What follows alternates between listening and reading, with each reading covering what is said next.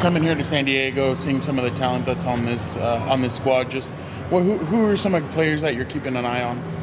I think it's clear who the WNT core players are, at least with Kennedy and with Claire Hutton for the Bay team. But there are players that are around the WNT playing pool and players that are high potentials on both sides. So I'm here to watch the whole group. And what are some things in this latest tour through the NWSL that you've noticed stand out, or what are some specific aspects that you're looking for? I think I always talk about, like, when you watch players live, you see so much more about their behaviours than you do when you're watching it through tape. That's probably one thing. Second is just the soccer-specific stadiums that have been made homes everywhere. And that includes the fan groups that come with it. So I've been banging drums and doing lots of different things on the road. But no, it's just awesome to get a feel for each and every place and how distinctly different it is. How do you feel like Kennedy's grown throughout the wave system, and then obviously playing with you guys? She just scored her first goal a couple of weeks ago for you guys. I think she demonstrated, especially in that third game, coming into the game at half-time, she's a very resilient character. Obviously very good aerially. I think dominant in the box, which is why she contributed to 2 goals for us. I think she's a steady player who you can count on her every game. I've seen her the last 2 games. I think exactly the same with those appearances too, and I think you need to do that to be a top level player.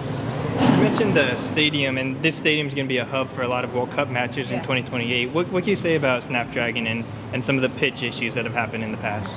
I mean, I can't speak to the pitch issues because I don't know them, but it's a wonderful stadium, and I'm sure it, at full capacity, will produce a wonderful environment. So you can see it's been built with that in mind, and I'm looking forward to those games. With the November qualifying approaching pretty quickly, how are you balancing your strategy between building a cohesive team that can play together with also being open-minded to emerging talent as it comes? I think I've been really clear that when we have a 3-game window and you have 3 games in 6 or 7 days, it's virtually impossible with the calendars to play the same team for 3 games. So when there's 3 games, I'll often play one group for game 1, game 3. Not always, sometimes game 1 and game 2, and then play a third group. When there's a 2-game window, that's less likely to happen. We have an upcoming camp with a 2-game window, and so I expect there won't be as many changes. But I do think that our core group is emerging. We haven't had any newcomers in the last couple of camps. I think that will remain, bar the odd surprise here or there. What have you thought about the way Leah Godfrey's kind of taken off? Rookie, 4 goals in like 6 games. Just what have you thought of her? Yeah, I think it's early season. Like, you have to play at the very highest level, to be world class or international class. You have to do this on a consistent basis, and I think it's a really good start, really strong start. Looking forward to seeing more, but at this moment in time, that's all it is. And what does watching these NWSL games give you that maybe training camps cannot? They give me a sense of who they are in their own environments, and that means the NWSL doesn't always mean a home performance. You get to see what they're like when they're winning, when they're losing, when it's not going well, when it's going great. I think physically you can see some of those things, what their role is on the team. Are they leaders? Are they rookies? So I get the sense of all of those things. Can you speak a little bit about Kat Macario and her decision to sign with San Diego? How important was that for her, and where do you see her role with the national team moving forward? Yeah, I think Kat's clearly one of the best players in the world. I think it is an important decision for her to come home to San Diego. I know she's very excited about that. I think it will help her progression for the club and for national team. I think, like everybody, we're excited to have her come back, but we have to give her the right time to be able to get herself in the best possible condition to perform for San Diego. In terms of the player development, where do you see NWSL being on the world stage, coming also from your time in Chelsea and Europe? Where does the NWSL stand, and are you scouting also elsewhere, such as Liga MX down south? Yeah, I think from a development perspective, you've got a league that is getting younger and younger, so there are more opportunities for particularly the under-23 playing pool. I've stated on more than one occasion that the under-23s in the US, if you were to look over a 4-year period, they're playing 1 full year less competitive games than the rest of the world. So we've still got some catching up to do, but NWSL and competition and the parity within the league, I think, is developing players in a profound way alongside, say, national team and under-23s and under-20s. So we're certainly looking to close that gap. Now, you have, a couple moments ago, you mentioned Kennedy Wesley. Right now, the USWNT has a lot of young players. How important it is, you as a head coach, to have these young players with huge potential being on first teams, not only ahead of the upcoming World Cup, but also the next one that's going to be home? Yeah, I think getting the right exposures. We have to prepare for 27 first. We have to qualify. If we qualify, then we have to prepare a group of players to be ready for that. But we also have to think about the Olympics that's going to be here in LA and preparing players for that. So finding those opportunities is very deliberate on our part, and it is important to blend an experienced group of veterans with less experienced group, and that's something we've been doing the past 18 to 24 months.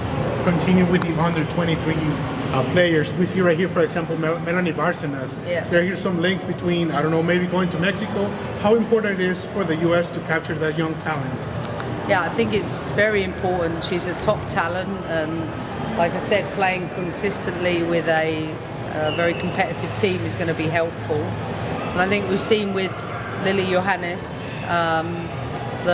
we're going to face situations that are similar, where players have the option to play for 2, maybe 3 different countries. So, of course, we want the best talent to play for the US, and we are definitely sort of monitoring every step in her development.